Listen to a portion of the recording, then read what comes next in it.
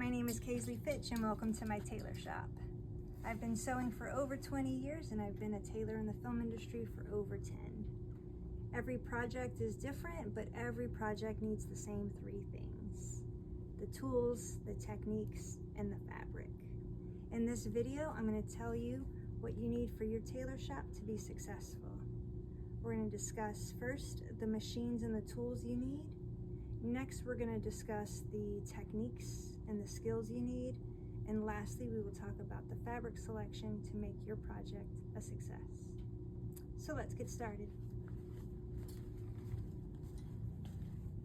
Right, every tailor shop needs the machines.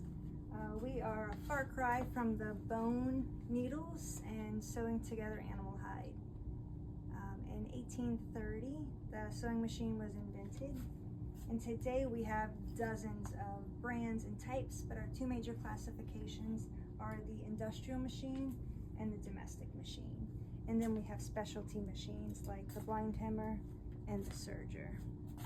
So we need our machines, and next we need our tools. We need tools like our iron, our gravity feed iron, and our iron supplies. This is a ham, and you iron your fabrics over to keep their shape.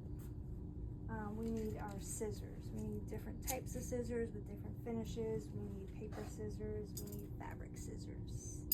And then we need different types of rulers for our patterning, and then different tools. So this one makes straps, like little spaghetti straps. Another big thing you need in your tailor shop, another huge tool, are the dress forms. Variety of sizes, shapes. This one you can pin straight into. Super helpful whenever you are draping something. So these are our tools, and now these are our notions. Things like our pins, our chalk, our seam ripper, measuring tape, our fray check. All of our needles, our snaps, all of our threads, our elastic, every single thing you could possibly need for any project are your notions. So you've got all your threads for your serger cones, all your colors, and then all your smaller spools for your domestic machines. So that was the machines and the tools we need. Our next big thing we need in our tailor shop is the knowledge and the techniques. We need to know how to operate each machine. So the industrial machines have a motor at the bottom. The bobbin is on the left, so the needle threads from left to right, and our spool threads from up here. Our blind hemmer has a big hook for a needle, and it only has one spool of thread. Our serger finishes raw edges, and it can have 3 or 4 spools of thread, and it can have 1 or 2 needles. And then this is our domestic machine. Threads from the top, bobbin is in the front, so it threads from front to back. It has a variety of stitches and a buttonhole function. So the industrial doesn't do buttonhole, and it doesn't do a zigzag, but this one does. So depending on what you need, your project depends on what machine you're going to use. All right, so that's the knowledge of our machines. And now we need to know how to drape. We need to know how to do hand stitches. Do you know how to baste? Do you know how to slip stitch? Do you know how to cross stitch? Do you know how to install a zipper? Do you know how to sew a button? Those are like the basic toolkit of hand stitching that you need to know.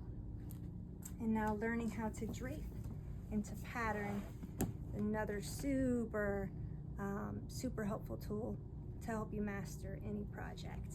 You can take fabric and drape it on the mannequin, or you can take flat paper and get it to curve and to shape on our bodies, because our bodies aren't flat. And so now that we have the machines, we have the tools, we have the techniques, and we have the skills, let's discuss moving into the fabrics.